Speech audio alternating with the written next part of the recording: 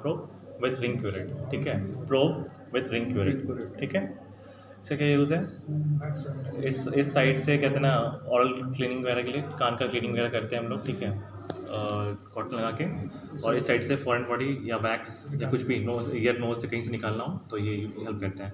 मान लो कोई मान लो ये फॉरेन बॉडी तुम्हारे ईयर में चला गया है, ठीक है, चला गया है, लेकिन तो इतना स्पेस तो रहता है कि ना थोड़ा तुम्हारा इंस्ट्रूमेंट जा सके, तो पीछे ले जाते हैं इसको इसके, और फिर पुल करते हैं तो ये बाहर आ जाता है, ठीक है।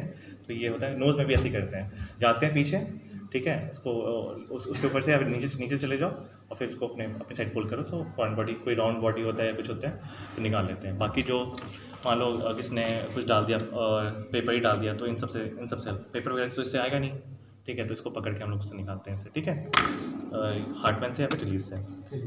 तो ये तुम्हारा हो गया, क्या हो गया, Jobson horn probe, Jobson horn probe, ठीक है। ये तो टंग बता दिया मैंने, क्या नाम है इसका? Mollison's mastoid self retaining haemostatic retractor, ठीक है। सेल्फ रिटेनिंग क्यों बोलते हैं? सेल्फ रिटेनिंग हो जाता है जब इसको हम लोग दबाएंगे और छोड़ देंगे जहाँ पे, वहाँ पे फिक्स हो जाएगा ये, ठीक है। फिर जब हटाना होगा तो हम लोग तो दबाएंगे तो खुल जाएगा ये, ठीक है। तो ये सेल्फ रिटेनिंग का ये फंक्शन हो गया। और ये तुम्हारा हेमोस्टैटिक क्यों बोलते हैं? क्योंकि जब किसी टिश्यू पे तुम प्रेशर लगाओगे, ठीक है, तो वो प्रेशर देगा तो उसको ब्लीडिंग तुम्हारा हेमोस्टैसिस कराएगा। कभी भी कहते हैं मान लो अगर कहीं से ब्लीडिंग आ रहा है, जैसे टॉन्सिल वगैरह में होगी, तो हम लोग कहते हैं ना बॉक्स से पकड़ते हैं, एक गॉज पीस लेते हैं, वो सब पे दबा के थोड़ा प्रेशर के थ्रू भी कहते हैं ना कभी कभी हेमोस्टैसिस अचीव होता है, ठीक है। तो ये वही काम करता है, समझ में आया? इसके अलावा फिर क्या है ये है हमारा पैराब्यूस पेरियोस्टल एलिवेटर, पैराब्यूस periosteal elevator with thumb rest, ठीक है। थंब रेस्ट इस पे है, कुछ लोगों में ये प्लेन होता है, कुछ इंस्ट्रूमेंट्स में, और इसमें थंब रेस्ट दे रखते हैं। तो ये पेरियोस्टम एलिवेट करने के लिए हम करते हैं, बोन पे रखते हैं और आगे पुश करते हैं, तो ये उसके ऊपर जो पेरियोस्टम होता है, ठीक है, वो एलिवेट हो जाता है, ठीक है। समझ में आ गया? पैराब्यूस पेरियोस्टम एलिवेटर। अब है हमारे पास दो मिरर्स हैं, ठीक है।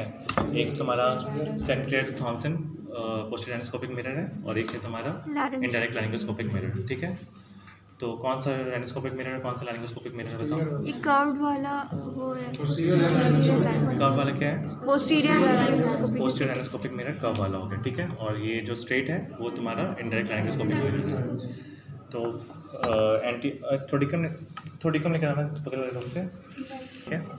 पेशेंट को बोलते हैं ओरल कैविटी खोलने के लिए, इसको राइट हैंड डोमिनेंट हैंड में पकड़ते हैं, ठीक है, नॉन डोमिनेंट हैंड से टंग प्रेस करते हैं और फिर जाते हैं पीछे, और फिर लाइट फोकस जो होता है वही इस पर रिफ्लेक्ट होता है और रिफ्लेक्ट करके नीचे जाता है, फिर सॉरी ये तो एंडोस्कोपिक है ना, हाँ, तो ऊपर से लाइट का रिफ्लेक्शन आता है, फिर उसका इमेज बनता है, ठीक है। तो देखते हैं क्या क्या दिखता है हमें पार्ट पीछे से। कॉपी दो नेसोफैरिंक्स, एडनोड एनलार्ज है तो एडनोड दिखेगा, ठीक है। उसके बाद दिखाई देगा हमें दो पोस्टीरियर कोना दिखता है, ठीक है। उसमें क्या दिखता है? सुपीरियर मिडल इंफीरियर टर्बिनेट का पोस्टीरियर पार्ट ऑफ टर्बिनेट्स और मेटासिस, ठीक है, कॉरस्पॉन्डिंग मेटासिस भी दिखता है, ठीक है। उसके बाद तुम्हारा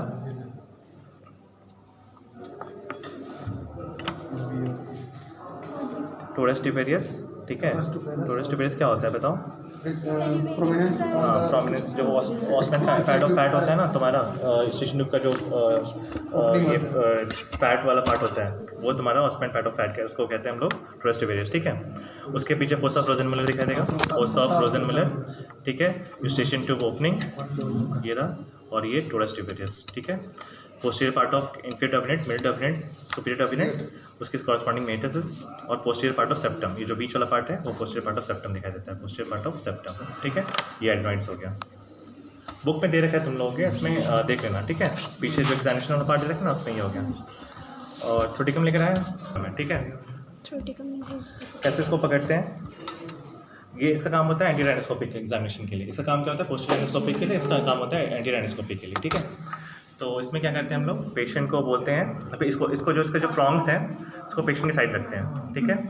फिर हम लोग हाँ, तो ये 4 फिंगर हम लोग अपना इंसर्ट करेंगे पेशेंट वाली साइड से, ठीक है। ऊपर से थंब डाल के स्टेबलाइज करेंगे, स्टेबलाइज कर दिया। उसके बाद मिडिल फिंगर डालकर, मिडिल फिंगर ऊपर और रिंग फिंगर नीचे, ठीक है। उसके बाद हम लोग प्रेस करते हैं, ठीक है। तो फिर डालकर एक्सपोज कर दिया, ठीक है, एग्जामिन किया, और जब हमें विड्रॉ करना है तो उसको हल्का ही करेंगे, ठीक है, क्योंकि अगर हेयर फॉलिकल्स में अगर पकड़ा जाता है तो फिर Correct. फॉलिकुलाइटिस वगैरह होने चांसेस होते हैं, ठीक है। तो कभी भी अगर मान लो पूरा दबा के कर रहे हो तो तुम कोई भी हेयर फॉलिकल्स आ जाएगा, फिर खींचोगे प्रेशर से तो क्या कहते हैं टूट सकता है, तो बॉयल से फ्रंटल वगैरह हो सकता है, ठीक है।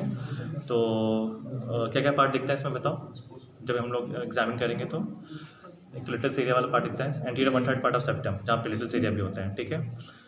इधर तुम्हारा टर्बुलेंट दिखाई देगा, इंफीरियर टर्बुलेंट, अगर एनलार्ज नहीं है तो मेरा टर्बुलेंट दिख जाता है, अगर एनलार्ज है तो इंफीरियर टर्बुलेंट बस दिखता है। फिर floor of the nasal cavity, ठीक है, रूफ नहीं दिखता है, ठीक है। तो क्या नाम है इसका, थोटिकम किस लिए यूज होता है, Anterior एंटीरियर, ठीक है। उसके अलावा फिर कैसे करना है, सबके पास सब लोग कितने सारे हैं, ले लो, देखो ये भी हो गया, ये भी हो गया। हाँ, ये है इंडायरेक्ट लाइनोस्कोपिक मिरर।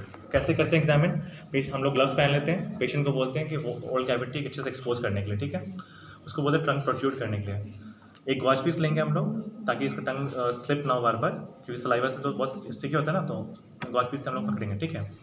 और ये जो ये वाला पार्ट है ना, हम लोग फिल्टर पे रखेंगे और उसको बोलते हैं ओरल कैविटी खोलने के, टंग बाहर निकालेगा, उसको पकड़ लेंगे, ठीक है।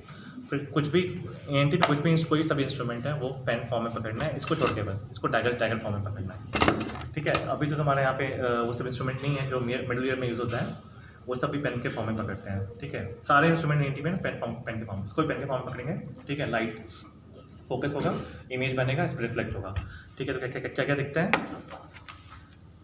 इसका भी डायग्राम पीछे दे रखा है तुम लोग का, ठीक है। पहले सबसे पहले दिखेगा बेस ऑफ टंग, ठीक है, फिर मीडियम ग्लॉसो एपिग्लॉटिक फोल्ड, ये हो गया तुम्हारा epiglottis, aryepiglottic fold, vocal cords true और फॉल्स, ठीक है। ये हो गया तुम्हारा बेस ऑफ टंग, ये हो गया मीडियम ग्लॉसो एपिग्लॉटिक फोल्ड, ठीक है। ये दोनों पार्ट जो है वो वैलिकुला वाला पार्ट है, ठीक है।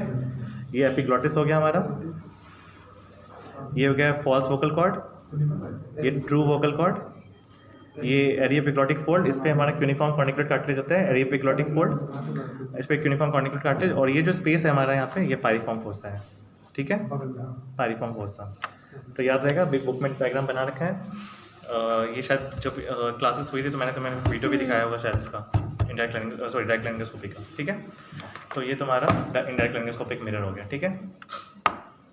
ये क्या है हमारे पास, बीपी हैंडल, पार्ट पाकर, हाँ हैंडल, जो इसमें ब्लेड जाता है तो उसको कहते हैं बीपी नाइफ बन जाता है, ठीक है, इंसिजन लेने के लिए होता है हमारे पास, ठीक है। क्या नाम है, बीपी हैंडल, पार्ट पाकर। इसका क्या नाम है, ट्यूनिंग फॉर्क। साइंटिस्ट नेम क्या है, गार्डिनर ब्राउन, ठीक है, गार्डिनर ब्राउन। लेकिन कोई एग्जामिनर बोलते हैं कहते हैं कि हार्टमैन है, ठीक है, हार्टमैन। तो पहले तुम गार्डिनर ब्राउन नहीं बोलना कि बुक में गार्डिनर ब्राउन दे रखा है, अगर नहीं मतलब बोलते हैं क्या क्या फिर बोला हार्टमैन, ठीक है। तो वैसे ये गार्डिनर ब्राउन ट्यूनिंग फॉर्क है। हार्टमैन जो होता है वो थोड़ा मोटा होता है, ठीक है, थोड़ा इसका प्रॉन्ग्स भी ज़्यादा मोटा होगा। हाँ, इसके पार्ट्स क्या क्या हैं, ये दोनों प्रॉन्ग्स हो गया, ये शोल्डर हो गया, ये स्टेम हो गया, ठीक है, ये फुट प्लेट हो गया, ये बेस हो गया, ठीक है, याद रहेगा। हार्टमैन ये ना नेजल ब्रेसिंग प्रोसेस, और ये गार्डिनर ब्राउन या फिर हार्टमैन। अब क्या सुनना चाहते हैं मुझे आज तक समझ में नहीं आया, कोई बोलता है हार्टमैन, कोई बोलता है वो गार्डिनर ब्राउन, ठीक है। ये क्या है हमारा हेड मिरर, ठीक है, ये यहाँ पे रखा है, यहाँ पे इसे कहते हैं बुल्स। ये कौन सा इसमें मिरर होता है, कॉन्वेक्स में। इसमें कौन सा मिरर होता है, कॉन्केव मिरर, ठीक है। इन दोनों के बीच में डिस्टेंस है 30 सेंटीमीटर, एग्जामिनर और बुल्स आई लैम्प के बीच में डिस्टेंस है 30 सेंटीमीटर, ठीक है, 30 सेंटीमीटर, ठीक है। इसको आगे जो थोड़ा सा वहाँ से लाइट ऑन करना, स्विच लगा हुआ है ना, देखो नीचे स्विच दे रखा है, 100 वॉट्स का बल्ब यूज़ करते हैं इसके अंदर। इसको हम लोग है ना डोमिनेंट, मतलब जो डोमिनेंट है ना उस साइड वाले साइड पे इसको रखते हैं, ठीक है। इसको पहन गया, हेड बैंड है ये, ठीक है, और लाइट यहाँ पे फोकस हो रहा है, थोड़ा ऊपर रहता है, शोल्डर के लेवल पे होना चाहिए। जो पेशेंट यहाँ पे बैठा हुआ है इसके शोल्डर लेवल पे होना चाहिए, थोड़ा और ऊपर होता है, पीछे से, हाँ पीछे से, ठीक है। अब अगर हमें ईयर एग्जामिन करना है तो ये हमारा लाइट जो फोकस होगा, ठीक है, ये ट्रेगस पे जाएगा, ठीक है। खोल के हम लोग एग्जामिन करते हैं, ठीक है। और दोनों आंख से देखते हैं, दोनों आंख से क्या होता है, डेप्थ ऑफ परसेप्शन की, ठीक है, बाइनोकुलर विजन होता है। और अगर नोज एग्जामिन करना होगा तो हम लोग इसको रखते हैं टिप ऑफ द नोज पे, ठीक है। यहाँ समझ में आ गया, यही चीज़ है इसका। और इसमें क्या है, 2-3 चीज़ें याद रखनी है। 992 याद रखना है, ठीक है। 9 इंचेस फोकल लेंथ हो गया, ठीक है। 9 सेंटीमीटर, मिरर का फोकल लेंथ 9 इंचेस हो गया, ठीक है। 9 centimetre outer diameter of the circle, ठीक है, और इनर डायमीटर 2 सेंटीमीटर, 992। बुक में दे रखा है तुम्हारा 89 मिलीमीटर दे रखा है और पता नहीं क्या क्या दे रखा है, कन्फ्यूजन आता है। सो कन्वर्ट करोगे तो अप्रॉक्स इसके आसपास ही रहता है 992 के, ठीक है। तो ये हो गया कंप्लीट।